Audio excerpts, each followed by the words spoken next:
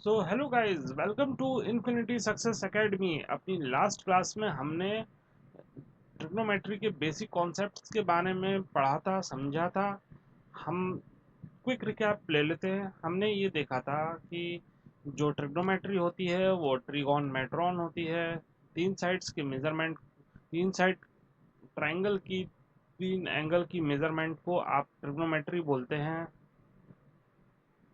जो सबसे बड़ी साइड हो,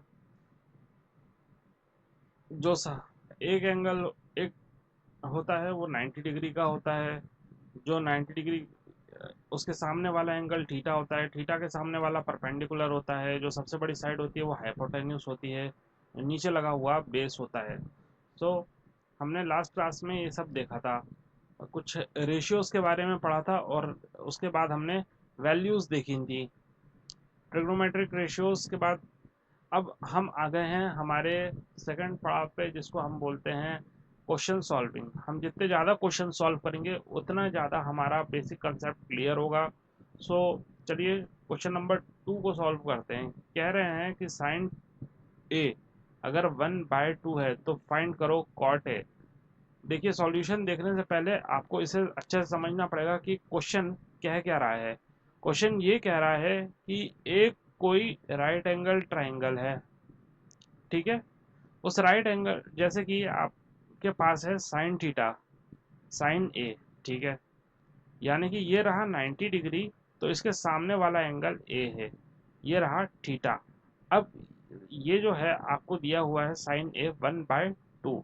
साइन हमें पता है कि होता है परपेंडिकुलर अपॉन हाइपोटेन्यूज, ठीक है। ये होता है परपेंडिकुलर, ये होता है हाइपोटेन्यूज, ये होता है बेस। ओके, यानी कि साइन ए के सामने वाला साइन ए, ये वाला एंगल। अब वन क्या है, हमने जैसे ही कंपेयर किया तो हमें पता चला कि जो वन है वो परपेंडिकुलर है, जो टू है वो हाइपोटेन्यूस है। तो जो हमारा बेस है वो कितना होगा। सवाल में यही पूछा है कि आपको निकालना है कॉट ए। तो हम सारी ही वैल्यूज निकालेंगे। कॉट, सबसे पहले तो कॉट समझते हैं कि कॉट की क्या थी वैल्यू, 1/10। टेन मतलब B upon P, P upon B होता है। तो पी अपॉन बी, यानी कि ये बी ऊपर चला जाएगा तो ये हो जाएगा,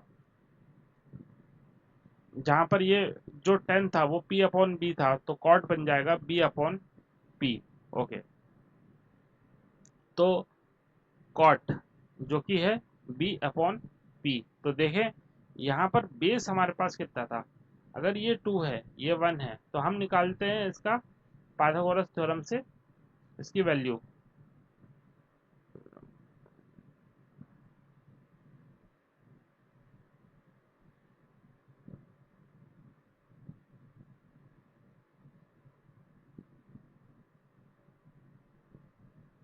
ठीक है। सो अब हम निकालते हैं पाइथागोरस थ्योरम से इसकी वैल्यू।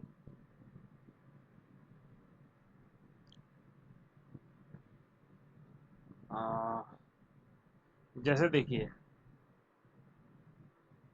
अब हम ये समझ चुके हैं कि जैसे हमने कंपेयर किया साइन ए को, यानी कि 1 हो गया हमारे पास परपेंडिकुलर और 2 हो गया हमारे पास हाइपोटेन्यूस। ठीक है, 1 परपेंडिकुलर और 2 हो गया हाइपोटेन्यूस। अब पाइथागोरस थ्योरम से हम बेस निकाल लेते हैं। तो पाइथागोरस थ्योरम कहती है कि हाइपोटेन्यूस का स्क्वायर प्लस परपेंडिकुलर का स्क्वायर प्लस बेस का स्क्वायर। हाइपोटेन्यूस का स्क्वायर मतलब 2 का स्क्वायर, परपेंडिकुलर का स्क्वायर मतलब 1, और बेस हमको नहीं पता। यानी कि base square is equal to 2 square minus 1 square.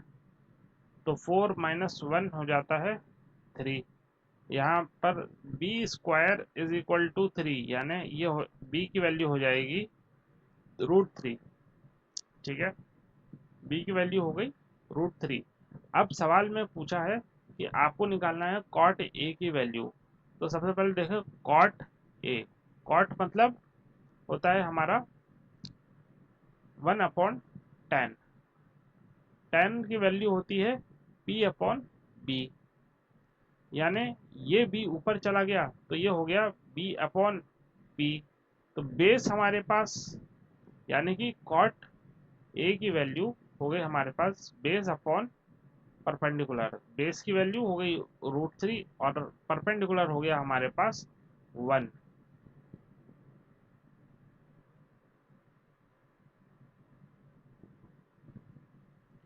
तो आंसर अब देखिए √3/1 मतलब √3 भी हो सकता है, तो ऑप्शन नंबर ए, देखिए option number A is the correct answer.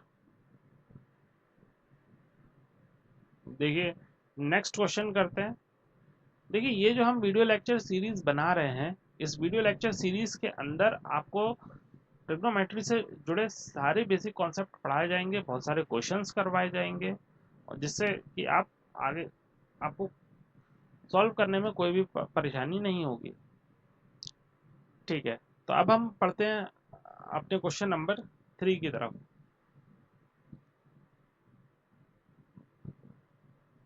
Welcome to my premium users.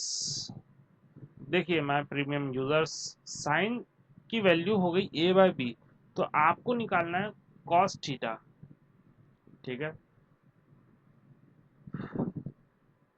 So let me रब, आप मुझसे 1 to 1 पर्सनल कनेक्ट भी कर सकते हैं। देखिए डाउट क्लियरिंग सेशन आप जब बोलेंगे तब हम रख लेंगे, और आप लोग टेस्ट सीरीज बिल्कुल ज्वाइन करें। टेस्ट सीरीज में आप लोग अपने स्कोर मुझे मेल कर सकते हैं।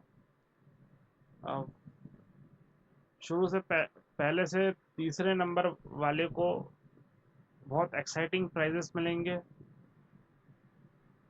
ओके, सो चलो शुरू करते हैं, समझते हैं अपने नेक्स्ट क्वेश्चन को। नेक्स्ट क्वेश्चन क्या कह रहा है कि साइन की वैल्यू है आपके पास a/b। ठीक है, जैसे ही कहते हैं साइन कॉस की वैल्यू ये वो, तो सीधी सी बात है कि ये बात कर रहे हैं किसी राइट एंगल ट्राइंगल की। ठीक है, एक अब साइन थीटा हमें पता है कि साइन थीटा होता है परपेंडिकुलर अपॉन हाइपोटेन्यूज, यानी कि परपेंडिकुलर हो गया आपके पास ए और हाइपोटेन्यूज हो गया बी। तो हमें निकालना है कॉस थीटा। ठीक है, कॉस थीटा कॉस थीटा क्या है, बेस अपॉन हाइपोटेन्यूज। ठीक है, तो हमें बेस निकालना है। अब आप ये बताइए कि अगर हाइपोटेन्यूज बेस है, परपेंडिकुलर ए है, तो बाय पाइथागोरस थ्योरम क्या हम बेस निकाल सकते हैं? हाँ बिल्कुल निकाल सकते हैं। हमें पता है hypotenuse square minus perpendicular square यानी अंडर रूट, हाइपोटेन्यूज है B square minus A square. Okay, so ये जो वैल्यू है वो आ गई आपके पास under root B square minus A square. एक सेकंड में अच्छे से लिख दूँ। सो ये जो वैल्यू आई है,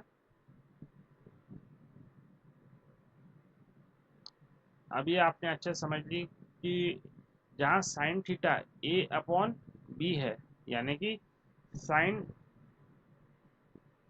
साइन ए अपॉन बी का मतलब हो गया परपेंडिकुलर अपॉन हाइपोटेन्यूज, तो परपेंडिकुलर हो गया ए, हाइपोटेन्यूज हो गया बी, या और जो बेस है वो हमने निकाल लिया था, वो निकला था हमारे पास base square hypotenuse square minus perpendicular square का अंडर रूट। सो अब वो सवाल में पूछ रहे हैं कि कॉस थीटा की क्या वैल्यू होती है। तो कॉस थीटा है हमारे पास बेस अपॉन हाइपोटेन्यूज, और बेस हमारे पास है under root B square minus A square, और हाइपोटेन्यूज है हमारे पास B. So option number C is the correct answer. ठीक है, ये देखिए यहाँ पर आपको पूरी सॉल्यूशंस भले ही मिल जाएंगे, मगर आपको खुद से सॉल्व करना बहुत ज़्यादा ज़रूरी है। अगर आप खुद से सॉल्व नहीं करते तो आपको कुछ भी समझ में नहीं आएगा।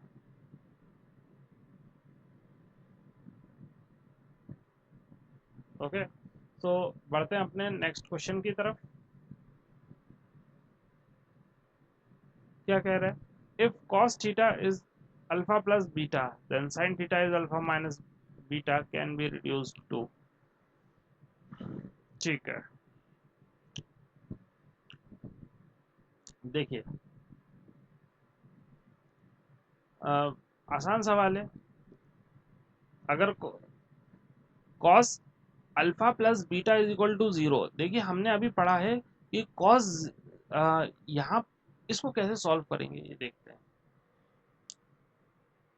सो आपके पास अगर यहाँ आप अपने लेफ्ट हैंड साइड में देखिए कॉस थीटा, तो इसको भी कॉस थीटा बनाए, तो जीरो को हम कॉस थीटा कैसे बनाएंगे?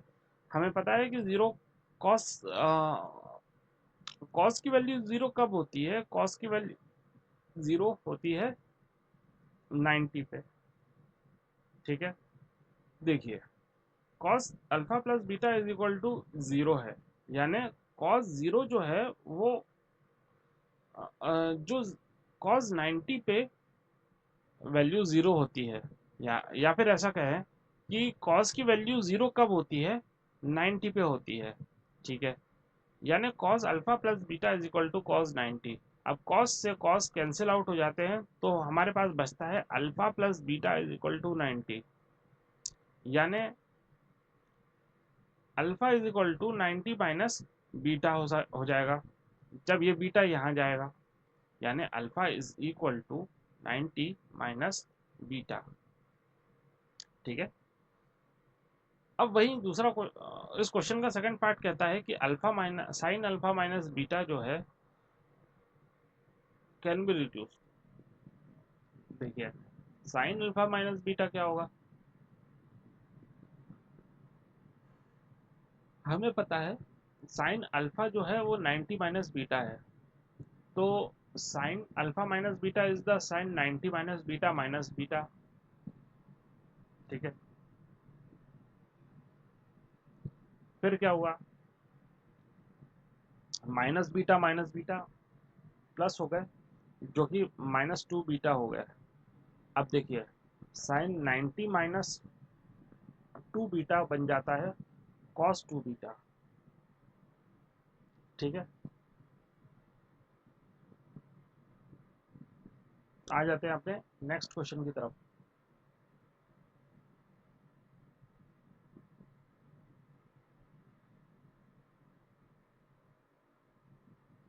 ठीक है, सो नेक्स्ट क्वेश्चन क्या कह रहा है?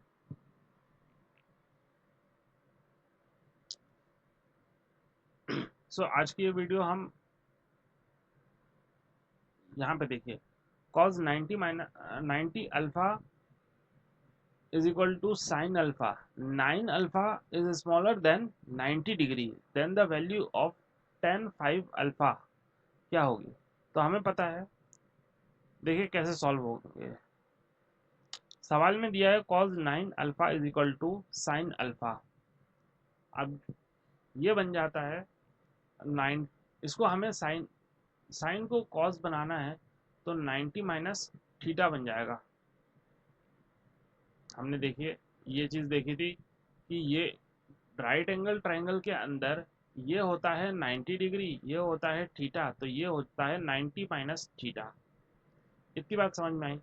तो अगर ये है आपके पास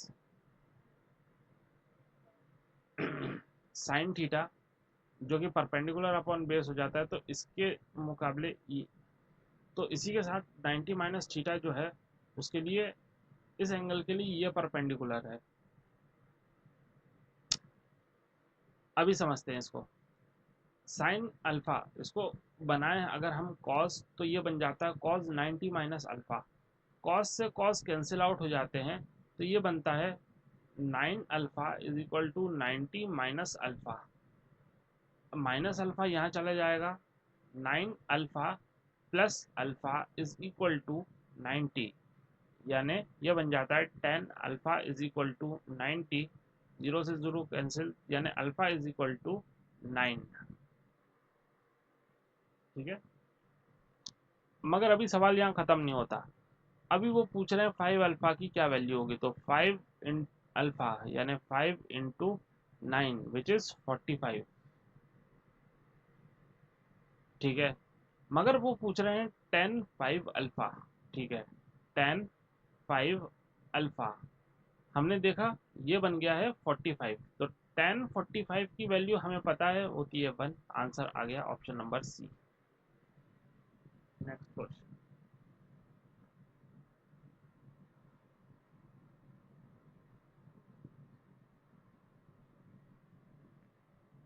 सो आज की ये वीडियो हम यहीं पे समाप्त करते हैं। इसके आगे की जो वीडियो रहेगी उसमें हम एमसीक्यूज के और आगे के क्वेश्चंस करेंगे। देखिए हमें बहुत आगे तक जाना है अपने एमसीक्यूज में। सो आप लोग मेरे प्रीमियम यूज़र्स हैं, आप लोगों के लिए ये वीडियो बहुत स्पेशल है। बाकी ये वीडियो आपको कहीं और नहीं मिलेगी, ना यूट्यूब पे, ना कहीं किसी प्लेटफॉर्म पे। सो वेट कीजिए हमारी नेक्स्ट वीडियो का। Till then bye bye. और प्लीज़ मेरा आप सभी से अनुरोध है कि आप लोग time to time test series solve करें और अपने आपके जो भी रिजल्ट आते हैं आप उसको मुझे शेयर करें। Okay, so okay bye. मिलते हैं अपने नेक्स्ट वीडियो में। Thank you so much.